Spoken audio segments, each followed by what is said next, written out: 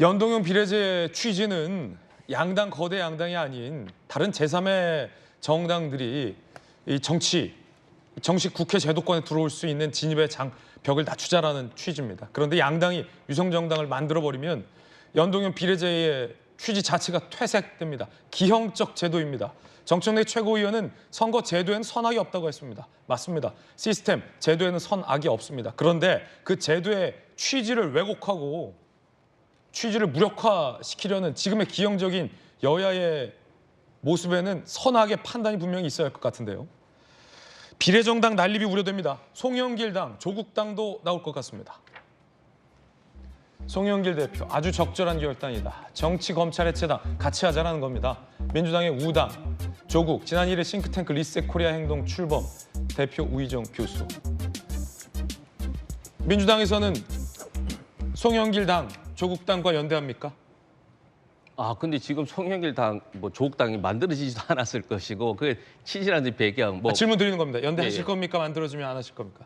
그러니까 지금 판단을 하는데 지금 상태로는 그걸 정할 수는 없을 것 같아요. 왜냐하면 예. 옆에 있는 당도 보면 만들어졌는데 또 합당한다, 창당 전에도 합당한다 했는데 합당도 안 되고 이렇게 계속 분열되고 하다 보면 이게 사실 플러스 정치 또 덧셈 정치해야 되는데 진짜 그 국민들이 원하면 그리고 혹은 선거에서는 이기기 위해서 한동훈 비대위원장도 노력하지만 민주당도 똑같거든요. 그러면 이게 유불리를 따지겠죠. 그러나 개인적으로는 저렇게 떴다 방식에 대한 비례정당에서 같이 연합하고 하면 국민들이 좋게 보진 않기 때문에 득실에는 마이너스 날 것 같습니다. 김의원 대변인 어떻게 보십니까?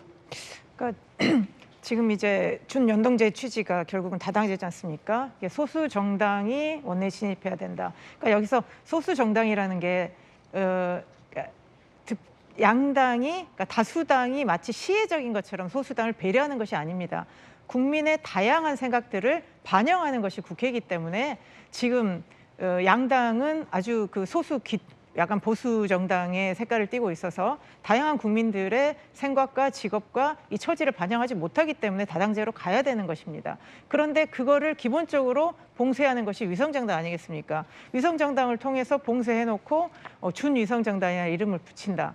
그래서 지금 이 선거제도 자체도 그렇고요. 이 선거제도가 양당이 기득권을 강화하는 걸로 가고 있지 않습니까? 그러면 이 비례제도를 통해서 지역구도 양당이 다 독점하고 비례까지 다 독점하겠다는 거지 않습니까? 그런 과정에서 이 민주주의가 어떻게 가겠다는 것인지, 그리고 이게 계속 이제 앞으로 60일 동안 이 양당이 그렇게 가겠죠. 그러면서 마치 소수 정당들은 그러면 소수 정당이 살기 위해서는 우리와 연합해라.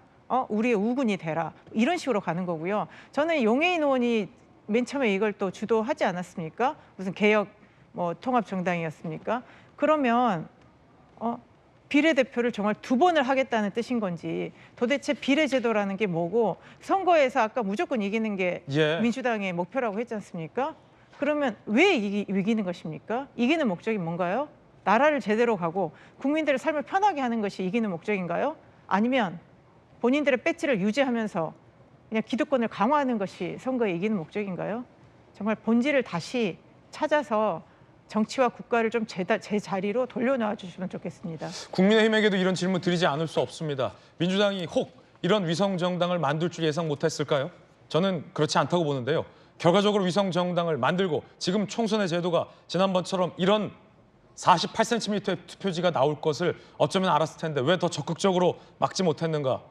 그러면서 계속 민주당 탓만 하면서 먼저 위성정당을 만드는 게 정말 적극적인 선거제도 개혁을 위한 국민의힘의 의지였나 질문하지 않을 수 없습니다. 네, 왜 절 쳐다보고 묻는지 모르겠어요.